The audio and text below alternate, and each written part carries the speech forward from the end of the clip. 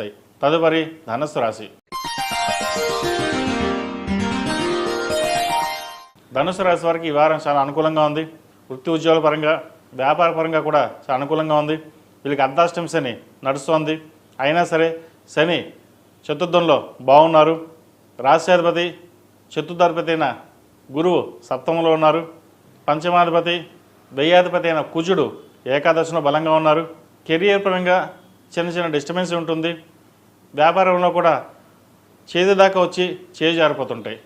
అంతా బాగానే ఉంది, వ్యాపారం కలిసి వస్తుంది, ఇంకా ప్రారంభిద్దాం అనుకో టైంకి క్లయింట్స్ వెళ్ళిపోవడము లేదంటే ధన నష్టము ఉండే అవకాశం గోచరిస్తోంది.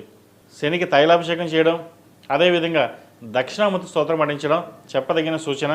ప్రభుత్వ రంగంలో ఉన్న వారికి కాలం అనుకూలంగా ఉంది. స్ట్రెస్ అధికంగా ఉంటుంది. ప్రయాణాలు ఎక్కువగా చేయవలసి వస్తుంది. తృతీయంలో రాహు, దశమంలో కేతువు, రవి బుధ కేతు దశమంలో ఉన్నారు. ఏదైనా ఒక నిర్ణయం తీసుకునేటప్పుడు 1-2 సార్లు ఆలోచించుకుని నిర్ణయం తీసుకోవడం చెప్పదగినది. పై అధికారులతోటి ఒత్తిడి ఎక్కువగా ఉంటుంది. మీరు చేయని తప్పు కూడా నిందపడవలసిన పరిస్థితి కూడా గోచరిస్తోంది. వీటి విషయంలో జాగ్రత్తలు తీసుకోండి. వ్యాపార పరంగా కూడా ఇబ్బంది అయిన వాతావరణం ఉంటుంది. అయితే అనుకున్నది ఒకటి జరుగుతుంది, ఇంకోటిలాగా ఉంటుంది. మనం ఏం చేస్తున్నాం, ఎందుకు చేస్తున్నాం, ఎలా చేస్తున్నాం కూడా అర్థం కాని విషయం ఉంటుంది. అయితే మీరు స్థిరంగా ఒక నిర్ణయానికి వచ్చి ఆలోచించి తీసుకున్న నిర్ణయాలు ఏవైతే ఉన్నాయో అవి నెరవేరుతాయి. 10 మంది సలహాలు తీసుకుని చేసే కార్యక్రమాలు ఏవైతే ఉన్నాయో అవి కాస్త ఇబ్బందికరంగానే ఉంటాయి. ఏదైనా సరే 10 మంది సలహాలు తీసుకోండి. మీకు మీరుగా నిర్ణయాలు తీసుకుని ముందుకు వెళ్ళండి. మంచి ఫలితాలు ఉంటాయి. వివాహాలకు సంబంధించిన వ్యవహారాలు మంచి సంబంధం వస్తుంది. అయితే మహాలయ పక్షాలు కాబట్టి ప్రస్తుతం ఆ విషయాన్ని పక్కన పెట్టి నవరాత్రుల్లో ప్రారంభించడం చెప్పదగినది. వాహనం కొనుగోలు కానీ, గృహ నిర్మాణ పనులు కానీ నవరాత్రుల్లో ప్రారంభించండి. చక్కగా మంచి ఫలితాలు ఉంటాయి. ఇది పితృపక్షాలు కాబట్టి పితృదేవతల ఆశీర్వచనం పొందడం కోసం పిండ ప్రదాన కార్యక్రమం చేయడం కానీ లేదా బ్రాహ్మణుడికి స్వయంపాకం ఇవ్వడం కానీ చేయండి. మంచి ఫలితాలు సంప్రాప్తిస్తాయి.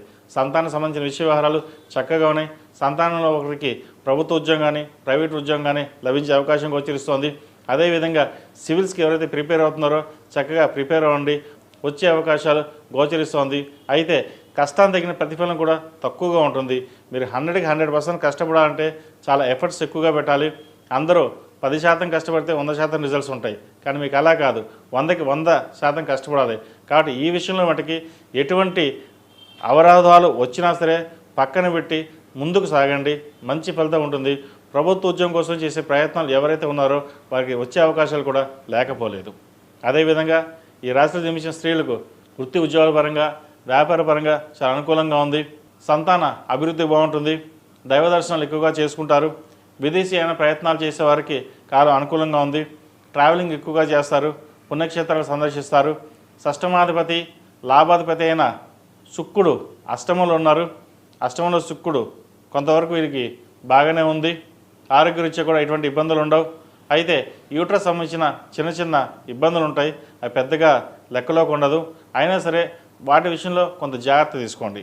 ఈ రాశివారు ప్రతిరోజు ప్రతినిత్యం 6 కుంకుమతోటి అమ్మవారిని పూజించడం, అదేవిధంగా ఓం నమః శివాయతో దీపారాధన చేయడం, బుధవారం నాడు అరటి నానవత్తులతో దీపారాధన చేయండి. మంచి ఫలితాలు సంప్రాప్తిస్తాయి. ఈ రాశిలో జన్మించిన వారికి కలిసి వచ్చే సంఖ్య 7, కలిసి వచ్చే రంగు నావీ బ్లూ.